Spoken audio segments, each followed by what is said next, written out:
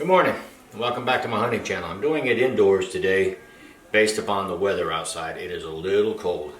So what I did is I got my Bob Death Grip here along with my 10-point Wicked Ridge Rampage 360 all hooked up. Yesterday on MeWe, man, had a great conversation about the safetiness of the crossbow. So this actual video is actually going to be about the Tactacam Solo, but I wanted to get in on this a little bit so I can show you something before we get into the Tactacam. Actually, let's reverse that. Let's talk about the Tactacam before I get to safety. The Tactacam is a nifty little camera, and I'm going to come up close here. See that? It actually hooks onto the side of my crossbow, and I'm going to get up close here in a second and talk about it. On the back of the Tactacam, of course, you just take it off, and you have your settings, SD card, USB hookups, and all that good stuff. Right? Very good system. I want to shoot it today. I'm going to go outside in the wind and do it. I just didn't want to do it. It also has a lock button on the back, so when you actually get it in and locked in, you can lock it and it stays in place. Cool? Cool. Alright, well, along with some of the other accessories, besides you get the USB, I'm sorry about that, get a nice cover, a USB cord. This is for the actual compound bow, for the weight, slides in here, very simple. Just slide the Tactacam in, screw it on, adds that front weight stabilizer, okay? And then of course, the gun mounts. So, we're going to put the Tactacam to try today. So, let me try that out here. So, as we talked about it, let me swing this around here a little bit. Here we go. And I'm going to get behind the camera here a little bit and get closer, okay? This is where my Tactacam is going to go. It mounts right up underneath the scope. It was pretty simple. It kind of interferes with the sled a little bit, but that's okay. So what you do, put the camera in front, right? Slide it in. I've already loosened it up and I got it going there. And I'm going to just put it in here ever so straight as much as possible. And the control buttons are on top, so that's pretty simple. I'll give you an Allen wrench to tighten it down. And I'm going to leave mine in here because I'm going to go out and shoot it here once I'm done talking to you guys. This is great stuff here. And then I want to put the shot on there, what it's going to look like from the Tactacam. I've seen all the pros using it on TV. I've seen the amateurs using it on TV, on MeWe here. I think it's a great little camera. It's an additional camera to what I use. So anyway, that's the Tactacam on top of the Wicked Ridge. So I'm going to rotate this back around here. And let's talk about the cranking and the safetiness of this crossbow. Let me back up here a little bit and get back in here. Obviously, I'm in the house, so I'm going to put the bolt in when I go outside. Back here you have a disengage lever. I'm just going to take this sled, as I properly know the name of it now, and I'm going to hook it up here. Now the question here was after it comes off, but I just want to show you this. The handle is in the buttstock, like I said, and this is the AquaDraw system. So see, it's just not going to do anything. So now I'm going to put it in gauge.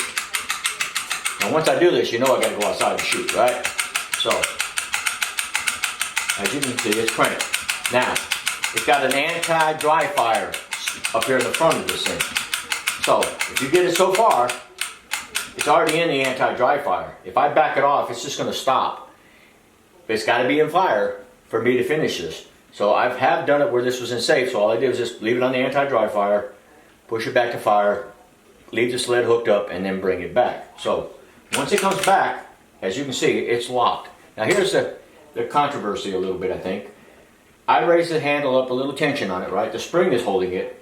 So once I release it, as you can see now, I have no tension on my AquaDraw.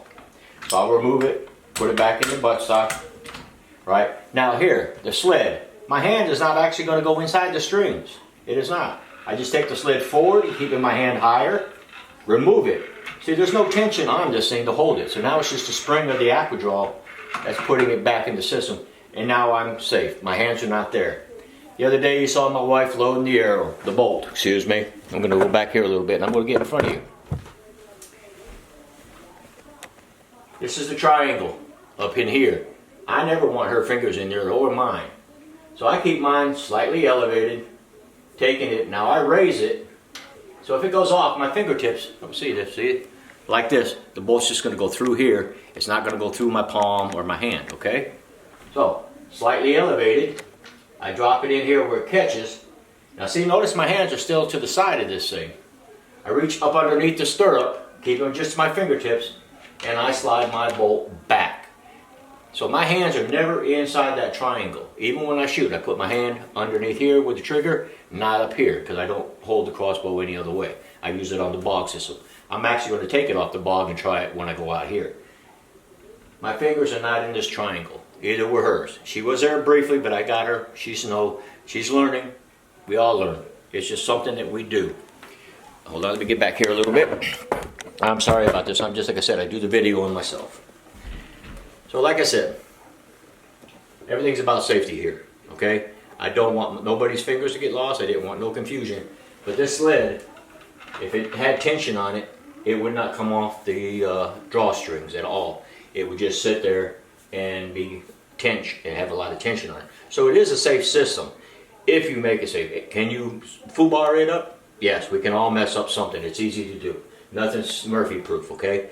But safety is an utmost importance. Keeping your fingers in front of the bolt, keeping them out of that triangle area from the trigger mechanism to the head, etc.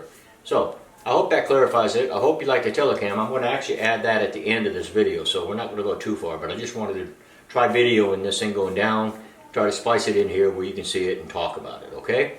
All right, appreciate it, and we'll get right back with you.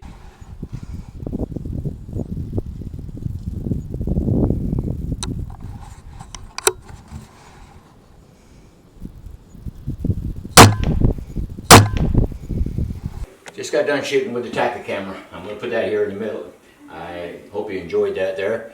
It's on right now. As you can see, it's green. When you push it once, it'll start flashing. It's recording. I still got to learn how to shut the darn thing off. That's the hard part. It just likes to sit there and record. So, new toy, got to look at. Speaking about new toys, I talked to you earlier about the Palm 2 camera that I was going to use to do selfies and all that. Forget it. That thing was overcomplicated for me. So what I'm going to use is my iPhone on my stand, my 2 video cameras, and this is the wife's camera as always. So I learned something today, trying to shoot this thing hand holding it. I can't do it as well. I have to rest it on something, and that's where the bog death grip comes in. So I'm very happy. My 10-point is set up for everything this year, and hopefully the video, my next hunting video, will be the hunting season. So I appreciate it. I thank you, and who knows, I might be making another video soon. I like to do this stuff anyway. So thank you for watching my hunting channel. Please tell your friends about it. Subscribe if you can. I do enjoy subscribers. Like I said, I'm not getting anything out of this. I'm just having fun. Thank you.